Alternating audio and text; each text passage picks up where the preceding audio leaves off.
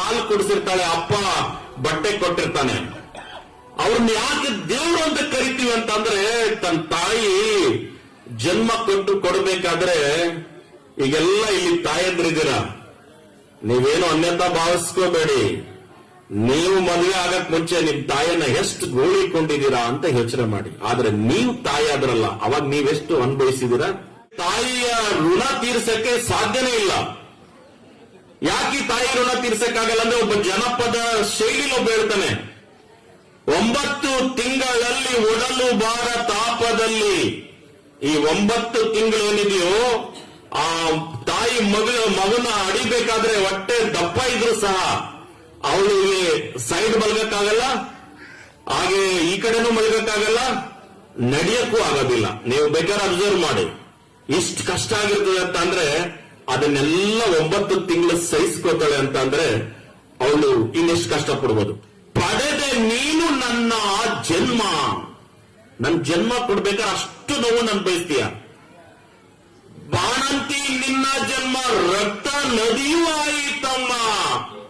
ಬರೀ ನಾವು ಬರ್ಬೇಕಾದ್ರೆ ಬರೀ ಮಗು ಬರೋದಿಲ್ಲ, ಜೊತೆಲಿ ರಕ್ತನೂ ಬರ್ತದೆ. ರಕ್ತ ನದಿಯೂ ಆಯಿತಮ್ಮ. ಆ ನಿನ್ನ ನೋವು ನಲಿವು ಲೋಕದಲ್ಲಿ ಯಾರಿಗಮ್ಮ? ಆ ನಿನ್ ನೋವು ಇದೆಯಲ್ಲ, ಆ ಹಿಂಸೆ ಇದೆಯಲ್ಲ, ಅದೆಲ್ಲ ಮಗು ಬಂದ್ಮೇಲೆ ಆ ತಾಯಿ ಮಗು ತೋರಿಸಿದ ತಕ್ಷಣ ನಗ್ತಾಳನ್ರಿ. ಆ ನಗು ಇದೆಯಲ್ಲ,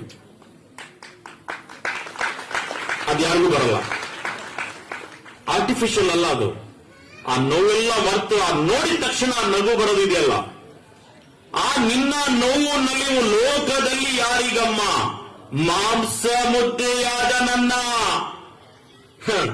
ಎಲ್ಲರೂ ಬೆಳೆದ ದೊಡ್ಡರಾದ್ಮೇಲೆ ನಾವು ಮಾತಾಡೋ ಸ್ಟೈಲ್ ಬೇರೆ, ಅಪ್ಪನ ಹತ್ರ ಬೇರೆ, ಅಮ್ಮನ ಹತ್ರ ಬೇರೆ ಕಣ್ರಿ. ನಮ್ ಸ್ಟೈಲು, ಅದ್ರ ಸ್ಟೈಲೇ ಬೇರೆ. ಅಣ್ಣ ಏನು ಅನಿಸ್ತೀವಿ ನಾವು ಹುಟ್ಟದಾಗಿ ಕೆಜಿ ಎಷ್ಟು ಗೊತ್ತಾ? 2.5 ಕೆಜಿ 3 ಕೆಜಿ ಕಣ್ರಿ.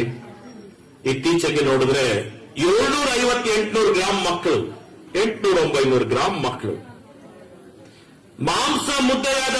ಈ ಮುದ್ದೆ ಮಾಂಸ ಮುದ್ದೆ ತೂಕ ಮಾಡ್ತಾರೆ ಕಣ್ರಿ. ಮಾಂಸ ಮುದ್ದೆಯಾದ ನನ್ನ ತಿಟ್ಟಿ ತೀಡಿ ಬೆಳೆಸಿದೆ ಅಮ್ಮ. ಅಳುವ ಧ್ವನಿಯ ಕೇಳಿದೊಡನೆ ಅವಸರವಾಗಿ ಗಂಡನಿಗೆ ಊಟ ಬಡಿಸ್ತಾ ಇರಲಿ, ಅಡಿಗೆ ಮಾಡ್ತಾ ಇರಲಿ, ಇಲ್ಲ ಇನ್ನೇನಾದ್ರೂ ದುಡ್ಡು ಇಟ್ಕೊಂಡಿರ್ಲಿ, ಚಿನ್ನ ಇಟ್ಕೊಂಡಿರ್ಲಿ, ಅದನ್ನ ಅಲ್ಲೇ ಬಿಟ್ಬಿಟ್ಟು ಅವಸರವಾಗಿ ಓಡ್ ಬಂದು ಅಮೃತವನ್ನೇ ಕುಡಿಸಿದೆಯಮ್ಮ. ಹಾಲು ಕುಡಿಸ್ಬೇಕಾದ್ರೆ ಕಣ್ಣು ಮುಚ್ಚುತ್ತಾಳ ಅವಳು. ಅಮೃತವನ್ನೇ ಕುಡಿಸಿದೆಯಮ್ಮ. ರೋಗ ರುಜಿನ ಬಾರದಂತೆ ನಂಜ ನೀನು ಕೊಡಿಸಿದೆಯಮ್ಮ.